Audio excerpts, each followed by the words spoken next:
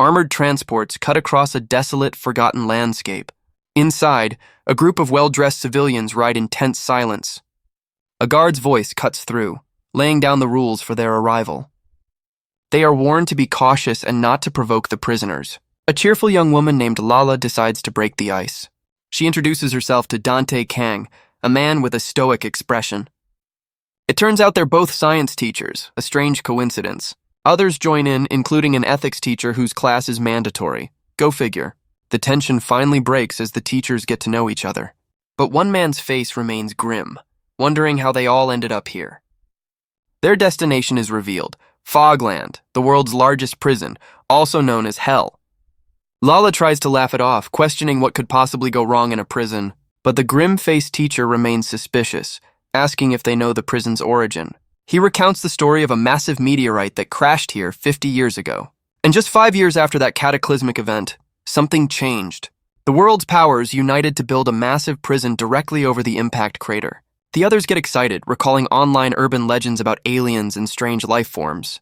The grim teacher adds that one scholar claimed Fogland had opened the gates of hell. Another man smirks, suggesting their new students might actually be monsters. The absurd theory is enough to make even the stoic Dante Kang crack a smile. One teacher scoffs at the idea, questioning if educators truly believe such nonsense. But Dante Kang remains firm, believing everyone has a right to learn. His colleague presses him, reminding him these are the world's worst criminals. To Dante, they're not monsters, just people who lack proper education. The other teachers can only sigh, thinking how naive our boy seems. Suddenly, a guard's voice cuts in. They're just 5 minutes from Fogland. The cheerful Lala is now frozen in terror as reality crashes down. The first gate groans open, and the faces of the teachers are painted with dread. Even Dante's stoic resolve begins to crack as they approach their destination. This is Fogland, the largest and most infamous prison on the entire planet. Dante steels himself, remembering why he came, to teach the prisoners. A surprisingly cheerful banner welcomes them to their new workplace. Strict orders are given: no photography, and all personal items will be confiscated. They begin to understand the prison's name as fog obscures their view. Visibility is near zero, with the prison structures lost in the haze. It finally clicks why it's called Fogland, as a voice confirms they're heading to Gate 2. A heavily armed guard relays the next steps for their safety. They try to convince themselves it's all just a scare tactic. Sure it is. Escorted by guards, they march deeper into the prison, waved on by the staff. A single resolute step is taken, crossing the threshold into the unknown. Dante tries to convince himself that there's nothing to be afraid of. He reasons that this is just another place where people live. But their classroom is a sterile white box, seen from behind a thick window. Dante sits at his post, utterly bewildered by the strange setup. Another teacher realizes this is an isolation classroom, calling it excessive. He taps the reinforced glass, questioning how they're supposed to teach. A guard's sudden appearance at a heavy door startles him. The announcement is made: the prisoners will be entering now. A final, chilling order is given: do not leave your seat no matter what. Dante swallows hard, the weight of the situation finally sinking in. The heavy steel door groans, its locks disengaging with a final thud. It swings inward, revealing the sterile white classroom beyond. And then, the students are marched in, a chained procession of nightmares. Dante's idealistic resolve shatters in an instant. One prisoner, with glowing eyes and distorted features, presses against the glass. Another follows, its gaze burning with an unsettling intensity. A hulking beast of a man grins, recognizing what he sees on the other side. He questions if they're even human, as a guard forces him into a seat. Dante's mind races, trying to process the impossible sight before him. He's left wondering how you're supposed to teach, whatever these things are. The grim teacher's words now echo with terrifying clarity in Dante's mind. He tries to shake it off, desperately telling himself this is all just nonsense. His own naive belief flashes before his eyes. People live here, after all. Followed by his most idealistic claim that they just lacked education. But Dante steels his nerves, adjusts his tie, and introduces himself to the class. He decides to start with a professional icebreaker. Because of course he does. He asks his new students why science is supposedly the most popular class. Dante even cracks a joke about them wanting to build a rocket to escape. His attempt at humor is met with a chilling, awkward silence. Until one of the creatures breaks into a horrifying, manic laugh. The creature finds the stuffy atmosphere amusing, his laughter echoing in the room. Unfazed, Dante pivots, deciding to start with a simpler, more engaging topic. He presents his first lesson, getting closer to nature, holding up a strange plant. He instructs the prisoners to look at the items now sitting on their desks. Each one has been given a glass of water with a single sweet potato inside. His grand plan is to teach them how to grow a plant, a lesson for children. He believes these hardened criminals never had a chance to learn such simple things. Though it may seem trivial, he hopes watching it grow will spark something within them. By nurturing a small plant, they might finally learn the value of life itself. He looks them in the eye, acknowledging their past but demanding they learn today. He compares them to the sweet potato, a symbol of infinite potential. With a hopeful smile, Dante announces their very first group project, but his metaphor is met with a moment of stunned, confused silence. One prisoner erupts in fury, taking the comparison as a grave insult. Dante frantically tries to explain, his eloquent speech falling apart. The prisoner responds by eating the lesson plan. Our boy can only watch, utterly speechless at this turn of events. Soon, the entire class joins in, happily devouring their science projects. He panics, shouting that they were supposed to grow them, not eat them. Defeated, Dante collapses, wondering what kind of students he's dealing with. Just as he's about to give up, a voice calls out from the other side. The masked prisoner cuts him off, demanding to know how to make fog. Dante is completely lost, repeating the strange request. He tries to pivot, connecting their question to the prison's famous fog. But the prisoner isn't interested in a weather lesson, mocking the scientist. Our boy corrects him, still thinking this is all just a dark joke about escaping. His misunderstanding is met with a fist slamming into the reinforced glass. A strange blue energy crackles around the point of impact. The masked prisoner's eyes glow with the same power, the barrier nearly giving way. And with that, Dante's last shred of composure shatters into a scream of terror. The masked prisoner's voice is cold, questioning if Dante thinks this is a game. Dante screams into his comms, frantically reporting the impossible breach. He can't believe it, questioning how the reinforced glass could possibly break. Before he can process it, the door to the teacher's room bursts open. A voice over the comms declares a code Omega as guards storm in. An entire tactical squad swarms the observation room, weapons raised. Their commander looks directly at Dante, giving him a single sharp order to get down. The next command is chillingly simple: eliminate every single prisoner. Without hesitation, the guards open fire through the glass, tearing the classroom apart. A hail of gunfire erupts, turning the lesson on life into a lesson on death. Dante screams, clutching his head as the world descends into violent chaos. The reinforced glass offers no protection, shattering under a storm of bullets. He throws himself against the door, desperately trying to stop the massacre. The commander's voice is chillingly calm, ordering him to wait for the executions to finish. Dante can't believe it, questioning how they could just kill all these people. A guard carries out the order point blank as the commander justifies the brutality. But one prisoner, number 0901, just grins as he grabs the barrel of the gun. Our boy can only watch in abject terror, his idealism finally dead and buried. The prisoner retaliates with shocking force, ending the guard in a spray of red, and through the comms a calm voice cuts through the carnage, ready to introduce himself. The voice introduces himself as the warden of this hellish place. He calmly informs Dante that these monsters are his new neighbors. Dante can only gasp, his mind completely shattered by the revelation. Amidst the carnage, the masked prisoner sits calmly at his desk. Our boy is completely overwhelmed, the reality of Fogland crashing down. He holds the sweet potato, a bizarrely peaceful sight in a room of death. Defeated, Dante slumps to the floor, the fight completely gone from him. A single, glowing eye peers from behind the mask of prisoner 0182. The scene shifts to a dark, concrete room with a single whirring fan. And on the floor lies Dante, his first day ending in total collapse. But he's not alone. A figure in an orange jumpsuit squats in the shadows. Dante slowly awakens, the horrors of his first day still fresh in his mind. His eyes adjust to the gloom, focusing on his new and unwelcome roommate. He sits up, realizing he's sharing a cell with one of the very monsters he was meant to teach. It's the masked prisoner, his single glowing eye fixed on the terrified teacher. Dante's mind reels, struggling to process this impossible turn of events. He finally musters the courage to ask the silent figure who he is. But the words catch in his throat, coming out as a panicked stammer. "Welcome to your new home, Dante. Hope you don't mind the open-plan bathroom." The heavy steel door confirms the truth. He's no longer just a teacher here. Dante frantically demands to know where he is, and his cellmate calmly replies, "My house." Stunned by the bizarre answer, Dante's confusion turns to a desperate need for answers. He stares at prisoner 0182, the reality of his situation crashing down on him. His mind races back, trying to make sense of the chaos that landed him here. He remembers the guard's final fatal order to open fire on the inmates. But the plan backfired spectacularly as the guards were swiftly overpowered. The classroom became a scene of utter devastation as the inmates turned the tables. Overwhelmed by the horror, Dante's last memory is of collapsing in the dark. Back in the grimy cell, his mysterious roommate moves with an unsettling calm.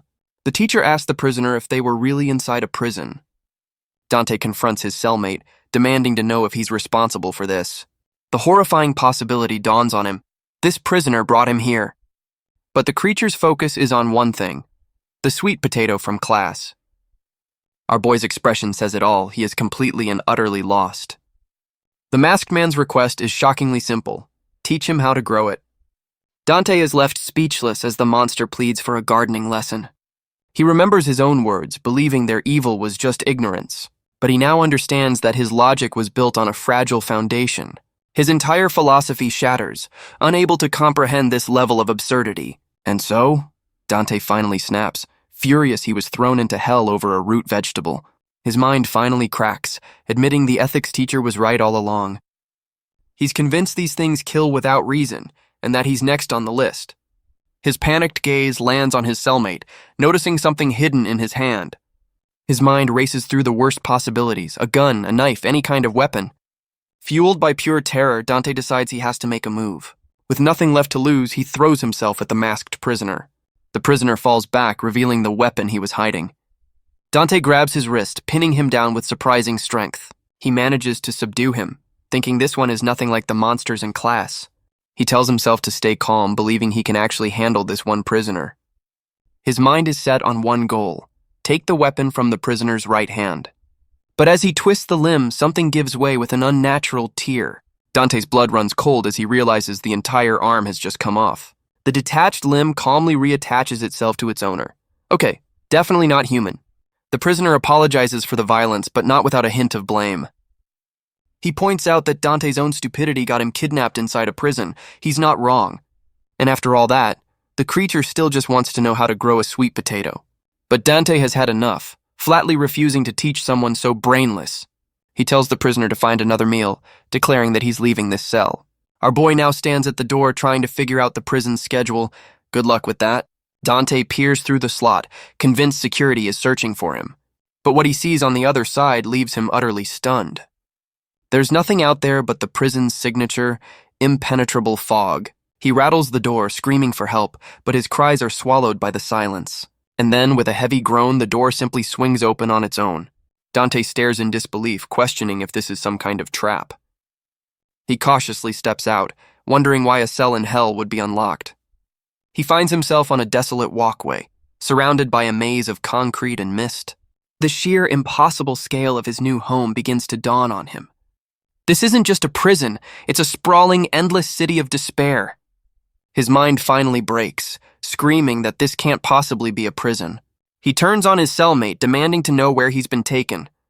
But his frantic questions are cut short as a hand clamps over his mouth. The masked prisoner appears behind him, clearly tired of all the yelling. His advice is chillingly simple: you can't leave, so just shut up and live. But Dante looks down at the endless slum, questioning how anyone could survive here. He grabs the prisoner, insisting he's a law-abiding citizen, not a monster. He declares that he's different from society's garbage. His superiority complex is still intact, I see. As he speaks, a vision of a hulking beast appears behind his cellmate. But the masked prisoner just looks confused, almost hurt by Dante's words. The hulking figure tenses, its massive chest heaving with silent rage. Its strange hooded face stares down, eyes glowing with cold menace. Dante frantically tries to clarify his insult wasn't for his cellmate. But the masked prisoner gets in his face, aggressively asking what he's looking at. The hulking beast winds up, flexing an arm the size of Dante's entire torso. A fist flies through the air, connecting with a sickening, bloody impact. And our boy is sent crashing to the ground, bruised and broken. So much for that superiority complex. The masked prisoner sits calmly over Dante's body, having warned him to be quiet. He then laments that his own clothes are now gone, a truly bizarre complaint. Dante finally comes to, screaming at his cellmate for picking a fight with a monster. Dante screams that the monster who attacked him is missing an entire arm. His cellmate looks down, asking if maybe he was a little too harsh. Without another word, the prisoner begins to unbutton his orange jumpsuit. Dante's mind jumps to the worst conclusion, and he starts screaming apologies. He throws the jumpsuit to the floor, ignoring Dante's frantic cries. Our boy can only watch in utter confusion as the prisoner lies down. The prisoner reveals a chiseled physique and 2 arms, ordering Dante to wear the jumpsuit. Dante's mind struggles to comprehend what he's seeing. He stares at the impossible sight, questioning if this is some kind of sick joke. Realizing he should probably be more careful, Dante scrambles into the orange jumpsuit. He hesitates, worried that a rescue team won't recognize him in prison garb. But his cellmate crushes that hope, informing him that no one is coming. The only rule here is to not stand out, a grim lesson for our teacher. His cellmate then pulls a tattered brown uniform from a pile of trash. Now dressed in rags and a bag, he announces it's time to eat. Dinner and a show, I guess. Dante is less than impressed by his cellmate's fashion choices. Suddenly a thought strikes him, his eyes widening in a flash of hope. He realizes mealtime means the guards will come, a chance to explain everything. But outside, a strange melodic hum echoes through the desolate prison city. The sound seems to fill the empty streets, a bizarre and unsettling melody. Elsewhere, a hulking prisoner gleefully tries on Dante's stolen suit. His hooded accomplice laments not stealing the teacher's cool glasses as well. He identifies the strange melody with a single word, honey. Suddenly, a new figure appears, asking where the hooded man got his outfit. The suit-stealing prisoner lets out a scream of absolute terror. He prostrates himself on the ground, calling the newcomer boss. The hooded man reports that a new nerd with glasses has just arrived in their territory. The boss seems intrigued, confirming the newcomer's location. He proudly explains that he took the fancy clothes right off the new arrival.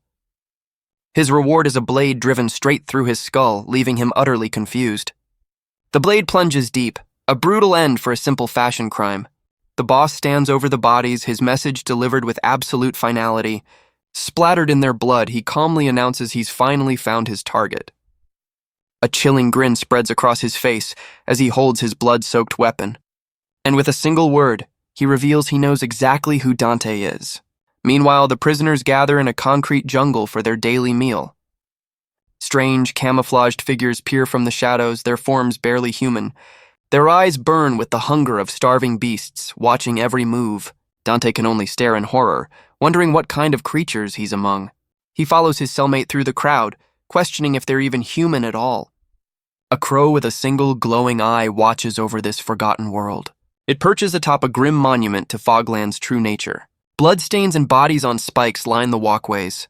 This wasn't a prison. It was a jungle where only the strong survive. A sprawling, lawless city built on despair and shrouded in mist. Dante turns to his cellmate, his voice trembling with disbelief. He points out the chaos, the freedom, the complete lack of guards. He then gestures to the bodies, hoping they're just festive decorations.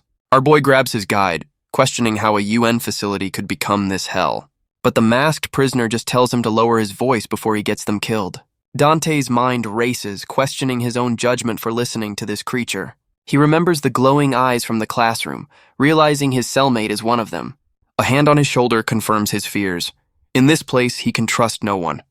They arrive at the chow hall, a ramshackle structure that looks more like a war zone canteen. Inside, the scene is surprisingly orderly, a sea of orange jumpsuits at mealtime. The inmates sit at their tables, a tense and quiet routine unfolding. Dante is taken aback. For a lawless hellscape, it seems almost civilized. He follows the line, realizing that if there's food, there must be someone in charge. And in that moment, a flicker of hope ignites in his eyes. He sees it, a guard's uniform, proof that authority still exists in this madhouse. A man in a guard's uniform, his face hidden in shadow, a beacon of order in this chaotic world.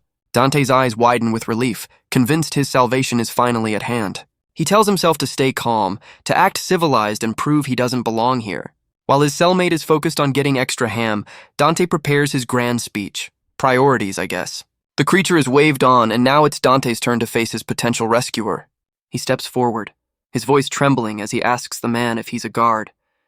The man's stoic expression confirms it, a silent affirmation of his authority. Dante immediately introduces himself, desperately explaining he's a teacher named Kang Dante. He points a finger at his cellmate, accusing him of being the one who kidnapped him during the riot. He urges the guard to call for help, certain that everyone is looking for the missing teacher. But the officer's only response is a slow trickle of drool from his lips. Dante's hope instantly curdles into a cold, dawning horror, because the man in the uniform has the dead, vacant eyes of a complete madman. Before Dante can even process this, the guard raises his serving ladle. His grand plea for rescue is answered with a smack and an order to move along. He's handed a tray of something that generously could be called food. Defeated, he sits with his cellmate, who happily digs in, completely unfazed. Dante's mind races, trying to make sense of the man's unhinged gaze. But he saw the uniform, the badge. It had to be a real guard, right? Yet as he scans the room, he realizes there are no other officers in sight. A cold dread washes over Dante as he realizes something is seriously wrong. The truth hits him with the force of a physical blow. He is completely screwed. He sees his future stretching out before him, an eternity trapped in this hell. And he remembers his cellmate's grim warning that no one would ever come for him. With a flicker of desperation, he turns to the masked prisoner, calling him student. A manic grin spreads across his face as he brings up the one thing this creature wants: sweet potatoes. With all other options gone, Dante turns to his last resort. He offers to teach the prisoner everything he knows about growing the plant, but in exchange, the creature has to help him escape this nightmare. Our boy believes he's found his ticket out, planning to exploit what he sees as the prisoner's simple-mindedness. Dante puts on his most charming smile, ready to close the deal with his new student. But his cellmate's response cuts right through the act, questioning if Dante thinks he's an idiot. Dante backpedals, frantically trying to explain his flawless, airtight logic. It's not going well. The prisoner listens in silence, his expression unreadable behind the mask. And then he lays out the only path to freedom: become the supreme leader of Fogland. Dante can only repeat the absurd title, trying to grasp what it even means. His cellmate immediately crushes the idea, adding that a guy like Dante wouldn't last a day. But a horrifying realization dawns on Dante. This is the only way to contact the outside. The prisoner holds up a piece of food, delivering a grim ultimatum: ascend or fall. Dante demands a straight answer, but his cellmate simply tells him to be quiet. Dante finally accepts that his cellmate has no intention of helping him. With a surge of anger, he slams his hand on the table and stands. He declares that if his cellmate won't help, he'll find his own way out. He even tries to pull the "My family is important" card. Bold move, Cotton. But as he storms off, a desperate voice suddenly calls out for a teacher. He turns in shock as the voice calls out his full name, Mr. Kang. At the entrance to the chow hall, a crowd of prisoners has gathered. A wave of relief washes over him. He's convinced the rescue team is here. But his cellmate just watches as the other prisoners call out to the newcomers. Overjoyed, Dante runs toward the entrance, screaming for his saviors to find him. He screams his name and profession, a desperate plea to the figures in the doorway. Tears stream down his face as he cries out, certain his ordeal is finally over. But the crowd parts, revealing the newcomers are just more prisoners. And his hope shatters as he comes face to face with his former students. The one in the lead greets him with a smile that could cut glass. Dante's world collapses, the color draining from his face in an instant. The impossibly tall prisoner leans down, greeting him like an old friend. They casually remind him of the sweet potato class, as if it were yesterday. Looks like that lesson plan is coming back to haunt him. Dante can only stammer in agreement, his mind struggling to catch up. Because a face like that is something you could never, ever forget. Dante remembers the first time he saw this impossibly large figure. He recalls the sheer, unnatural breadth of the man's shoulders. The other inmates whisper in awe, calling him Shoulder Hyung. Dante realizes this is one of the infamous sick shoulders. Looks like this prison has a student council. The prisoner, known as the Tower, reveals a terrifying, inhuman grin. And then the memory of the classroom massacre comes flooding back. He remembers exactly how this man dealt with the security guards. The tactical squad had opened fire, intending to kill them all. A brutal memory of a prisoner's head exploding in a spray of red. But the Tower had not only survived, he'd turned the tables on his executioners. He remembers the prisoner's blood-soaked grin, questioning the guards' lack of manners. If they were going to bring guns to a lesson, then all bets were off. He caught the barrel of a rifle between his teeth, a truly impossible feat. With the weapon clamped in his jaw, he prepared to retaliate with inhuman force. And in the blink of an eye, the classroom erupted into a bloodbath. He used their own weapon against them, cutting down the entire squad in one move. The memory forces Dante to his knees, his body trembling with fear. He looks up at the monster before him, asking why he was being hunted. The tower's answer is chillingly simple. It's time to continue their lesson. But he's no longer interested in sweet potatoes. He wants a real lesson this time. The tower grins maniacally, presenting 3 glowing blue orbs as the subject of their lesson. The other prisoners erupt into a frenzy, chanting the word fog with glowing eyes. Dante can only stare, completely lost as the prisoners celebrate this strange, glowing substance. And then, a memory clicks into place for our terrified teacher. He remembers his cellmate's strange, aggressive demand back in the classroom. He finally connects the word fog to these bizarre, pulsating blue lumps. He asks what it is, but the tower seems genuinely shocked by his ignorance. The monster grabs him, furious that a science teacher could be so clueless about, well, whatever this is. Dante frantically explains he's never seen anything like it, that this isn't part of any curriculum. But the tower reveals that all 6 shoulders gathered just to learn about the fog from him. The horrifying truth sinks in. They didn't just find him, they specifically brought him here. But the tower just brushes off his confusion, grabbing him by the jumpsuit. He shoves the glowing orb towards Dante's mouth, deciding the lesson will start now. Our boy can only stare at the strange, pulsating object, his mind blank with terror. The lesson begins with a forced feeding as the orb is shoved past his gritted teeth. The other prisoners watch with hungry, vacant eyes, drooling like a pack of ghouls. In a final desperate act, Dante shoves the giant away, sending the orbs flying. The glowing orbs bounce across the floor, and the entire chow hall goes silent. Every eye in the room, glowing with an unnatural light, is now fixed on our boy. He's really done it now. An old prisoner looks down at the wasted fog, his face a mask of utter despair. The prisoners descend like a pack of wolves, scrambling for the fallen orbs. Dante can only watch in horror, realizing the gravity of his mistake. The chow hall erupts into a violent free-for-all over the precious resource. The tower calmly explains that in this place, everyone desires the fog. He calls it a blessing from the gods, a substance more valuable than gold. One old man manages to swallow a piece, and the crowd turns on him in fury. But the old man stands tall, a strange blue energy radiating from his body. The other prisoners, driven by desperation, begin to tear him apart. They rip into his flesh, trying to consume the fog he now embodies. Yet through the carnage, the old man wears a look of pure, blissful peace. This place is officially insane. A long-haired prisoner with a terrifying grin mocks the chaos around them. He explains that with more fog, one can gain incredible, almost divine power. The tower reveals the blue glow in his own mouth, asking if Dante is interested. Dante's teeth chatter, the same blue energy now coursing through his own body. His system violently rejects the substance as he collapses, vomiting onto the floor. Broken and defeated, our boy can only weep, begging to be sent home. The tower looms over him, completely unimpressed by his pleas for freedom. Dante screams that he's just a teacher, not a scientist who can create this stuff. The long-haired prisoner argues, citing a TV drama as his primary source. Solid research. Dante finally snaps, screaming that he's just a high school teacher, not a genius. The long-haired prisoner looms over him, his patience finally snapping. He cuts through Dante's excuses, asking if he's simply incompetent. His hopes crumble. He thought finding the teacher was his ticket to becoming the supreme leader. In a fit of rage, he shoves a fog-infused blade down his own throat. The blue energy spills from his mouth as he consumes its strange power. He pulls the weapon free, declaring Dante a completely useless find. The harsh words trigger a painful memory of being called worthless.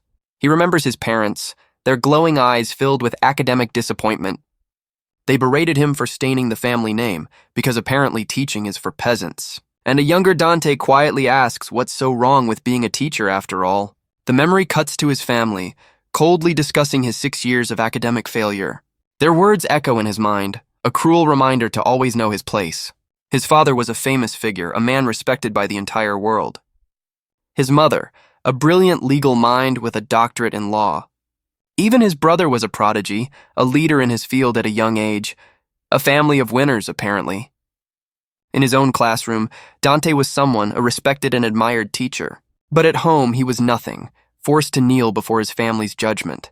The memory of a silent, suffocating dinner table flashes before his eyes. His father had questioned the strange job offer from an international prison, and his brother had explained it all with a smug smile, a UN teaching post with great pay. His brother had been thrilled, calling Fogland an awesome place for the world's craziest people. But even then, Dante's response was the same. People live there, after all. His mother had questioned the decision, wondering why he had to go so far. And his father, a figure of pure intimidation, had demanded to know his reasons. Dante could only sweat, completely lost as to why they were so against it. He tried to explain his philosophy, that giving people a chance to learn was a noble cause. His brother's response was a spray of red wine, a sudden burst of mockery. He'd played it off as a joke, a fake apology for spilling his drink. What a supportive family. But then the smile vanished, replaced by a cold lecture on being unprofessional. His brother saw right through him, calling his choice a pathetic attempt to be recognized. His brother accuses him of faking a noble mission just to feel important.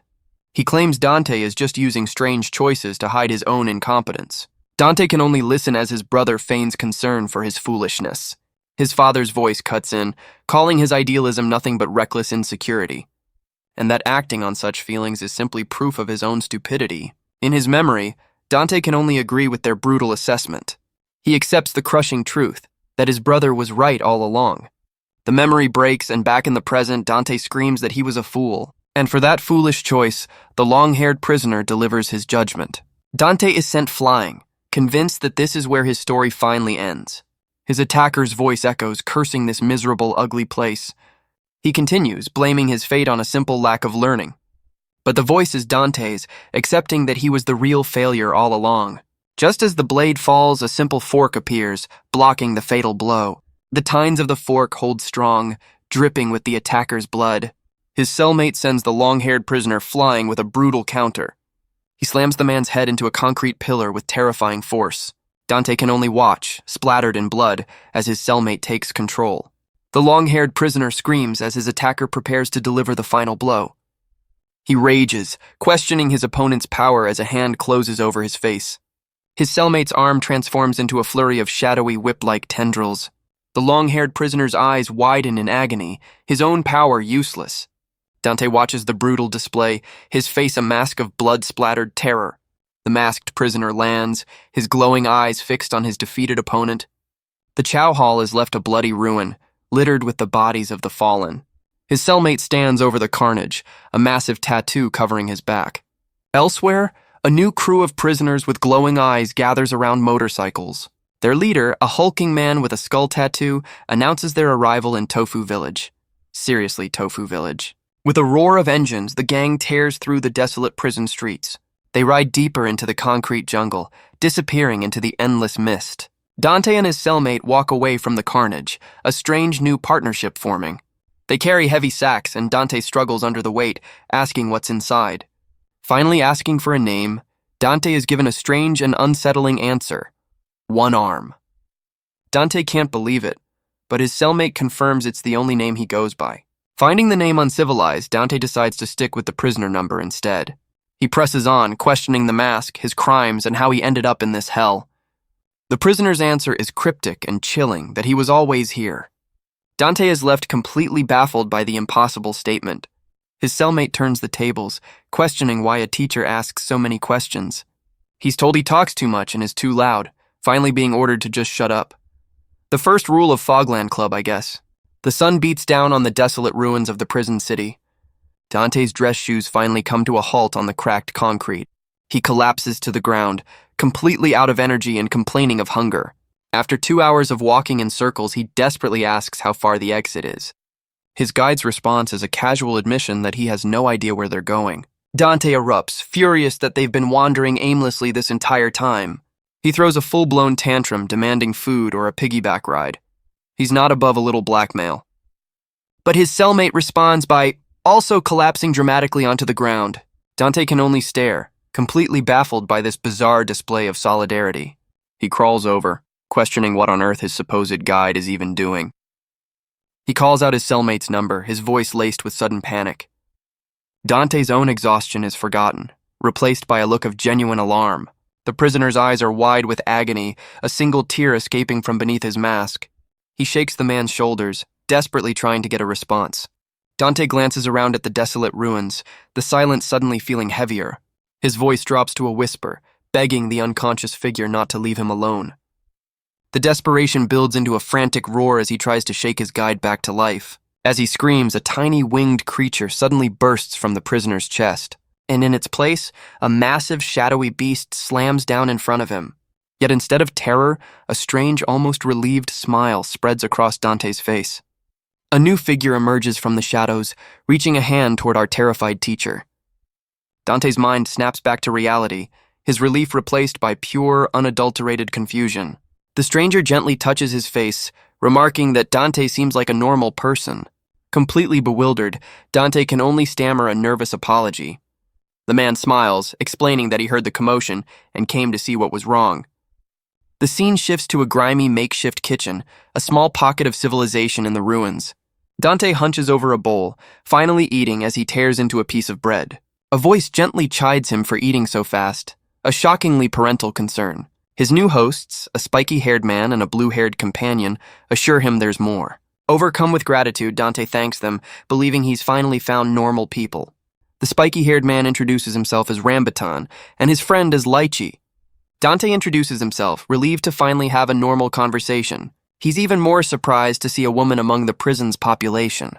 But Rambutan playfully questions his assumption, leaving Dante confused. Lychee explains she cut her hair to avoid standing out in a place like Tofu Village.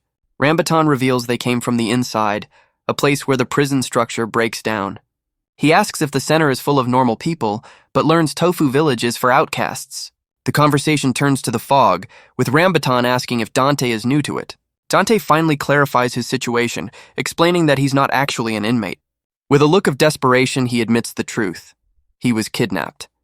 Dante explains he was kidnapped by the very man now collapsed on the bed. Rambutan can't believe it, questioning the logic of being kidnapped into Fogland. The horrifying truth dawns on them. He was the target of the teacher kidnapping operation. Our boy is completely lost, asking how they could possibly know about that. Rambutan explains it was a well-known plot by the enforcers to secure the lesson for themselves. He's in awe of meeting the star of the show, but still cautiously asks if Dante is a spy. Lychee chimes in, noting that his cellmate doesn't seem like one of the enforcers. And so Dante reveals the absurd reason for his abduction, a lesson on growing sweet potatoes. The sheer ridiculousness of it all sends his new friends into a fit of uncontrollable laughter. Dante forces a smile through his tears, just relieved to find people who can still show sympathy. Lychee gently tells Rambutan to stop, pointing out that his laughter is making Dante cry. Rambutan asks if he's a captive, but Dante clarifies he's just traveling with a makeshift bodyguard. He explains that his guide didn't attack him, but simply collapsed from what he assumes was heat stroke. But Lychee corrects him, giving the condition a name that sends a chill down his spine: limbo. She explains that it's a type of withdrawal symptom, a craving for the one thing that runs this prison, the fog. She reminds him of the catatonic prisoners on the streets, all victims of the same affliction. While they can recover, repeated withdrawal will eventually cause their minds to completely decay. Dante finally asks the question that's been haunting him since the Chow Hall riot. What exactly is the fog? His new friends can only stare back in stunned silence, unable to believe his ignorance. A real fish out of water, this one. Dante's expression confirms it. He truly has no idea what kind of hell he's stumbled into. Rambutan explains that fog is a divine medicine, a substance that grants talent. It can awaken a hidden potential or give you a power you've always desired. Dante questions the possibility, but Rambutan insists it lets you transcend human limits. He and Lychee stand together, declaring their plan to use this power to escape. The news leaves Dante completely stunned, the concept of escape suddenly real. Elsewhere, a new figure with a massive back tattoo stands in the shadows. His shadow falls across a desolate cell, his presence filling the empty room. He mutters to himself, convinced that his target couldn't have gotten far. He confirms his objective, certain that the teacher is still within his grasp. And in another part of the prison, a monster called the Bone Eater stands over its latest kill. Looks like the neighborhood is getting rough. Rambutan explains that Tofu Village is ruled by 3 monstrous figures, starting with the one called Nun Face. The second is a hulking beast known as Fuzzyback, a master of the prison's crows. And the third is the terrifying Drillhead, a leader among the outcasts. These three are the undisputed kings of Tofu Village, the law in this lawless land. But Rambutan and Lychee have a plan to use the fog's power to finally break free. The word escape hits Dante like a ton of bricks, a possibility he never dared to imagine. His new friends officially invite him to join their cause, offering him a way out. But just as hope begins to dawn, his overthinking mind kicks into high gear. He politely declines, insisting his first priority as a civilian is to find the guards. Bless his naive, rule-following heart. He knows that helping prisoners escape would make him a criminal, and that's a line he's not ready to cross. Rambutan explains the brutal consequence of failure, a violent and permanent disappearance. Dante listens, understanding that if their escape plan fails, he'll simply cease to exist. No one from the outside, not even the authorities, will ever come looking for them. The truth sinks in. Fogland is a place the world has chosen to completely forget. Lychee then warns him about fog addiction, a fate that awaits anyone who missteps. Dante panics, insisting he'll never touch the stuff, certain he's immune to its effects. He's so close to getting it, yet so far. But Rambutan tells him it's not a choice, asking if he's noticed the air itself. He reveals the horrifying truth. The mist covering this city is made of fog particles. Dante's world shatters as he realizes he's been breathing the drug this entire time. The fog, the very substance that grants impossible power, is in every breath he takes. Rambutan explains that manifesting a talent requires a massive amount of fog. But he clarifies that addiction is a much simpler, more insidious process. The particles in the air are more than enough to get you hooked. With every breath, the substance seeps into your lungs, taking root in your body. It creates a constant, gnawing craving that drives people to madness. A hunger that can only be satisfied by consuming more and more fog. The horrifying realization finally hits Dante as he covers his mouth in shock. Rambutan warns that without a steady supply, you'll eventually fall into limbo. Dante's voice trembles as he asks the inevitable question, is he already addicted? The answer is written all over his face. Our boy is well and truly screwed. Dante desperately tries to rationalize, insisting there must still be a chance for him. But Rambutan explains that limbo is just the beginning of a much darker descent. He warns that while everyone's tolerance varies, the clock is ticking for all of them. Dante's voice cracks as he asks if escape is even possible, now that they're all addicted. Lychee's answer is blunt and brutal, confirming that yes, they are all completely screwed. She adds that in the history of this place, no one has ever been known to leave alive. Well, that's just fantastic news. But Dante's mind clings to logic, hoping an antidote could be made if the truth got out. Rambutan and Lychee share a look, revealing a promise they made to each other.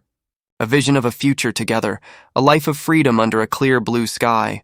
Dante can only stare, realizing their bond and their hope are undeniably real. They embrace their shared dream of escape, a tangible, powerful force. But from the shadows of the bed, a pair of glowing eyes watches them. Dante's blood runs cold as he realizes their conversation wasn't private. His new friends freeze, their hopeful expressions replaced with fear. The masked prisoner slowly sits up, his presence filling the room with tension. Dante's mind races, realizing his sweet potato bargain is now completely useless. He weighs his options, wondering if this creature will turn on them for trying to leave. A flash of violence fills his mind, the memory of what this man is capable of. The prisoner rises from the bed, his movements slow and deliberate. But instead of violence, he just holds up a sweet potato, asking if it's safe to go. Priorities, I guess. Lychee calls out to Dante, noticing his sudden, overwhelming fear. She calmly asks why he's so scared, completely underestimating the man before them. Rambutan dismisses the prisoner as a harmless fog zombie, useless until his next fix. Relieved, Dante offers to handle the situation himself, trying to protect his new friends. But the prisoner's arm suddenly bulges with an impossible, terrifying strength. He grabs Rambutan by the throat, casually asking if he should just kill him now. His eyes glow with cold fury, a silent promise of absolute violence. Rambutan can only stare back, his confidence shattered by the raw power on display. Dante realizes his new friends have made a catastrophic miscalculation. He rushes in, grabbing his cellmate's arm and desperately begging him to stop. Dante quickly intervenes, assuring his cellmate there's no need for murder. With the situation defused, he announces to everyone that he's leaving. He tells his cellmate their partnership is over and it's time to part ways. But the prisoner's only concern is the forgotten sweet potato lesson. Priorities, man. Seeing an opportunity, Dante takes the sweet potato from his hand. He instructs Lychee to fill a cup with water, preparing for his final lecture. He places the vegetable in the water, presenting it with a teacher's authority. He explains the simple process, adding that it will need plenty of sunlight. Dante pats his cellmate's back, urging him to take his new friend outside. But the prisoner admits he doesn't know the way, and Dante confesses he doesn't either. Dante panics, yelling at Rambutan to get rid of his cellmate so he can join their escape. Lychee and Rambutan share a look of grim resolve, ready to face any danger together. In the chaos, the sweet potato and the glass of water are knocked to the ground. The lesson lies abandoned, a puddle of water spreading across the cracked floor. But Rambutan suddenly collapses, falling face first onto the cold concrete. He slowly lifts his head, his expression not of pain, but of quiet contemplation. The camera lingers on the fallen sweet potato, now looking like a tragic victim in all this. A blue light flares in Rambutan's eye, the unmistakable energy of the fog. A memory flashes back, showing him and Lychee watching a static-filled television. Lychee explains that cats and dogs are animals, just like the crows they see every day. She describes them as fluffy, cute creatures that understand commands and come when called. A younger Rambutan listens, his heart set on one day raising a puppy of his own. He promises himself he'll get one someday, once he finally makes it to the outside. Back in the present, he reaches for the fallen sweet potato, a symbol of a much smaller dream. With a whisper, he commands the vegetable to come to him, just like a loyal pet. Elsewhere, a ruler is held up, measuring a distance of exactly 20 centimeters. 2 new prisoners confirm the measurement, shocked that Rambutan's power actually worked. But their experiment is interrupted by the sight of a brutalized figure nearby. A hulking monster holds up the body, a grim warning for anyone else who tries to escape. Looks like the neighborhood watch is a bit intense.